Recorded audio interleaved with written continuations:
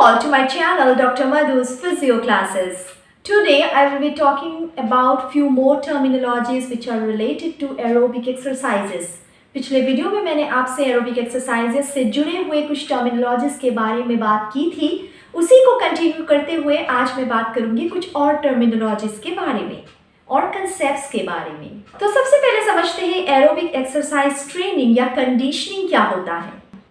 Aerobic exercise training or conditioning is the augmentation of the energy utilization of muscles by means of an exercise program. अच्छे से देखिए इस definition को। इसका मतलब होता है कि कंडीशनिंग या एरोबिक एक्सरसाइज ट्रेनिंग में क्या किया जाता है, एक स्ट्रक्चर्ड एक्सरसाइज प्रोग्राम की मदद से एक इंडिविजुअल के मसल्स को इस तरीके से ट्रेन किया जाता है ताकि उनके मसल्स एनर्जी को बेहतर तरीके से यूटिलाइज कर पाए। और ऐसा क्यों होता है? क्योंकि एरोबिक एक्सरसाइजेस से मसल्स में मौजूद ऑक्सीडेटिव एंजाइम्स के लेवल बढ़ते हैं, माइटोकॉन्ड्रिया की डेंसिटी बढ़ती है। आई होप आप सबको याद होगा 10+2 से कि माइटोकॉन्ड्रिया में एनर्जी प्रोडक्शन होता है, इसे power house of the cell कहा जाता है। सो अगर माइटोकॉन्ड्रिया ज़्यादा रहेंगे, इनके साइज बड़े रहेंगे तो ऑब्वियसली एनर्जी भी ज़्यादा प्रोड्यूस होगा। साथ ही एरोबिक एक्सरसाइजेस से मसल फाइबर कैपिलरी सप्लाई भी बढ़ता है। सो ब्लड सप्लाई बढ़ने के भी अपने ही एडवांटेजेस होते हैं। अब ये जो एरोबिक एक्सरसाइज ट्रेनिंग या कंडीशनिंग होता है, ये डिपेंड करता है कि किसी इंडिविजुअल ने इस एक्सरसाइज ट्रेनिंग को सफिशिएंट इंटेंसिटी में, सफिशिएंट ड्यूरेशन में और सफिशिएंट फ्रीक्वेंसी में किया है या नहीं। और ये जो एरोबिक एक्सरसाइज ट्रेनिंग या कंडीशनिंग होता है, इससे एक इंडिविजुअल का कार्डियोवैस्कुलर और मस्कुलर एडाप्टेशन होता है। कौन से एडाप्टेशंस होते हैं इसके बारे में मैं आगे डिटेल्स में चर्चा करूंगी, लेकिन इन्हीं एडाप्टेशंस की वजह से एक बंदे के एंड्योरेंस लेवल्स बढ़ते हैं या उनका एंड्योरेंस बढ़ता है। अब एंड्योरेंस क्या होता है इस बारे में मैंने ऑलरेडी पिछले वीडियो में बात की थी, आप उस वीडियो को देख सकते हैं। और ये जो एरोबिक एक्सरसाइज का मैं पार्ट बाय पार्ट वीडियो बना रही हूँ, ये एक दूसरे से जुड़े हुए हैं। एरोबिक एक्सरसाइज एक बहुत ही वास्ट टॉपिक है, इसीलिए इसे समझने के लिए आप मेरे सारे वीडियोस को देखिए जो पार्ट बाय पार्ट अभी आते जाएंगे, ताकि आप एक कनेक्शन बना पाए उनके बीच और इस पूरे कंसेप्ट को समझ पाए।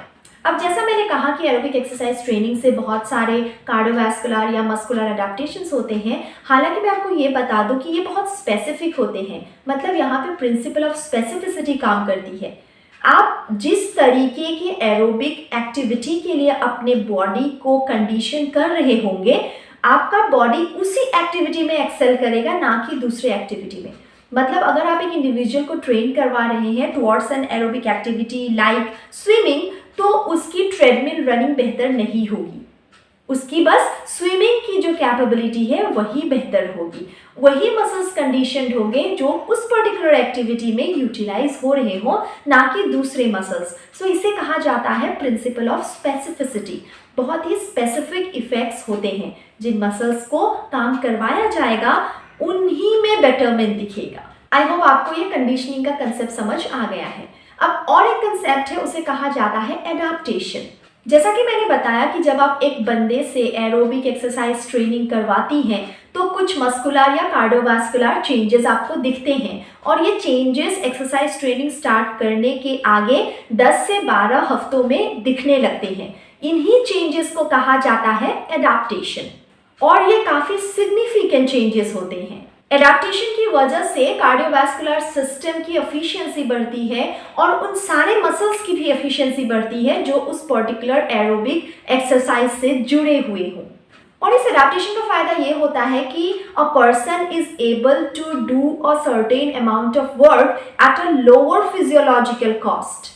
आई मीन इस एडाप्टेशन की वजह से एक इंडिविजुअल में बहुत सारे न्यूरोलॉजिकल, फिजिकल और बायोकेमिकल चेंजेस होते हैं, जिसकी वजह से एक इंडिविजुअल का परफॉर्मेंस बेटर होता है और वो कम अमाउंट ऑफ एनर्जी या कम अमाउंट ऑफ एफर्ट से एक पर्टिकुलर एरोबिक एक्टिविटी को कर पाता है विदाउट गेटिंग फटीग्ड।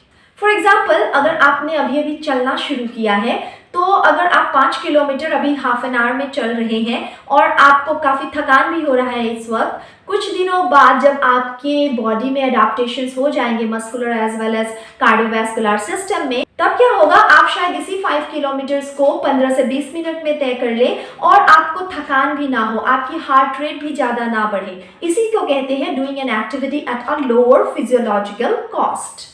इसका मतलब है रेगुलर वॉक करने पे आपकी बॉडी कंडीशन हो रही है, आपके बॉडी में बहुत सारे एडेप्टेशंस हो रहे हैं आपकी बेहतरी के लिए, आपके बेहतर परफॉर्मेंस के लिए। अब ये एडेप्टेशन 2 फैक्टर्स पे डिपेंड करता है। पहला है ability of an individual to change और दूसरा होता है ट्रेनिंग स्टिमुलस के थ्रेशोल्ड पे।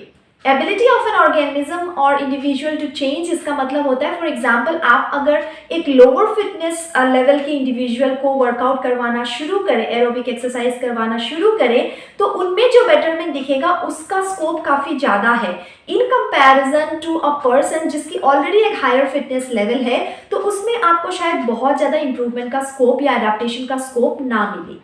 और अगर हम स्टिमुलस थ्रेशोल्ड की बात करें, अगर एक इंडिविजुअल की शुरुआती लेवल ऑफ फिटनेस ही काफ़ी हाई है, तो हमें उन्हें तब से ही काफ़ी हाई इंटेंसिटी की एक्सरसाइजेस करवानी होगी अगर हम चाहते हैं कि उनमें कुछ एडेप्टेशन हो या ऐसे चेंजेस हो। तो ये हो गया concept of adaptation. I hope अब तक आपको 2 कंसेप्ट क्लियर हो गए होंगे, कंडीशनिंग एंड एडेप्टेशन। तीसरा कंसेप्ट है मायोकार्डियल ऑक्सीजन कंजम्पशन।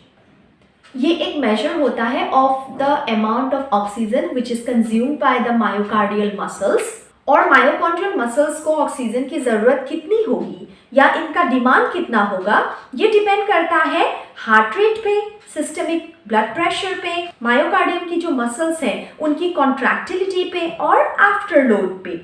सो ये 4 फैक्टर्स हैं जिसके द्वारा ये तय होता है कि मायोकार्डियल ऑक्सीजन कंजम्पशन कितना होगा।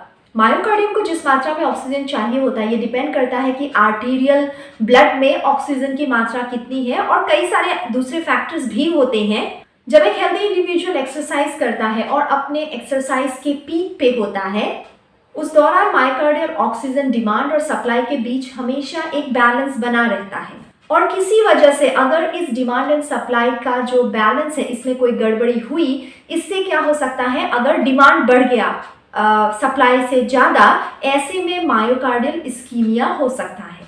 जब एक बंदा रेस्ट में होता है, मायोकार्डियम क्या करता है, 70 to 75% ऑफ ऑक्सीजन उसके ब्लड से ले लेता है। अब इसके आगे जब वो एक्सरसाइज करता है तो उसका जो बाकी डिमांड है वो कहाँ से फुलफिल होता है, थ्रू कोरोनरी ब्लड फ्लो। इसीलिए अगर एक इंडिविजुअल को कोरोनरी आर्टरी में कोई ब्लॉक हो, फिर हो सकता है रेस्ट में उनको कोई एंजाइना या चेस्ट पेन की कोई सिम्टम ना हो, और एक्सरसाइज के दौरान when the body works harder और हार्ट रेट बढ़े, डायस्टोलिक फिलिंग टाइम कम हो, कोरोनरी ब्लड कम हो जाए due to reduce time for filling coronary artery, इस वक्त कार्डियक टिश्यू का रिक्वायर्ड ऑक्सीजन ना मिलने पे एंजाइना पेन या चेस्ट पेन के सिम्टम्स उनमें दिखे। तो आई होप आपको समझ में आ गया है मायोकार्डियल ऑक्सीजन कंजम्पशन क्या होता है। अब आज के वीडियो का लास्ट कंसेप्ट है डीकंडीशनिंग। कंडीशनिंग आपको समझ में आ गई, अब उसी का रिवर्स होता है डीकंडीशनिंग। अक्सर प्रोलॉन्ग बेड रेस्ट या किसी बीमारी की वजह से बहुत दिन किसी तरह की फिजिकल एक्टिविटी ना करने पे ये जो डीकंडीशनिंग का पूरा प्रोसेस है ये स्टार्ट हो जाता है। अगर कोई बीमारी ना भी हो और एक बंदा बस बेड पे पड़े रहे, किसी तरीके की कोई फिजिकल एक्टिविटी ना करे या फिर वो सीडेंटरी लाइफस्टाइल जीने लगे, इससे क्या होगा, जो भी उसने एडेप्टेशंस अटेन किए थे with the help of aerobic exercise, वो सब कुछ अब छूटने लगेंगे या वो सब कुछ अब फिर से रिवर्स होने लगेंगे। इस पूरे प्रोसीजर को कहा जाता है डीकंडीशनिंग। और इस वजह से मसल मास कम हो सकता है, स्ट्रेंथ कम हो सकता है, कार्डियोवैस्कुलर एफिशिएंसी घट सकती है, ब्लड का वॉल्यूम कम हो सकता है, प्लाज्मा वॉल्यूम कम हो सकता है, ऑर्थोस्टैटिक टॉलरेंस कम हो सकती है, एक्सरसाइज टॉलरेंस कम हो सकता है, बोन मिनरल डेंसिटी तक कम हो सकता है। और ये सारे इफेक्ट्स हैं opposite to that of conditioning या adaptation.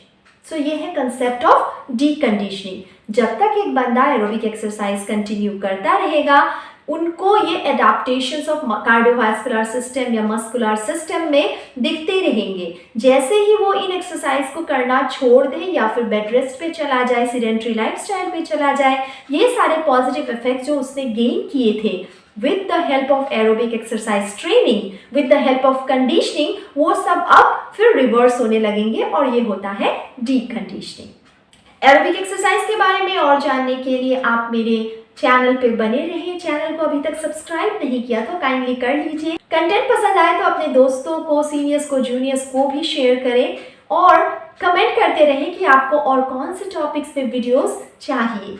Thank you so much. See you soon. Till then, study hard.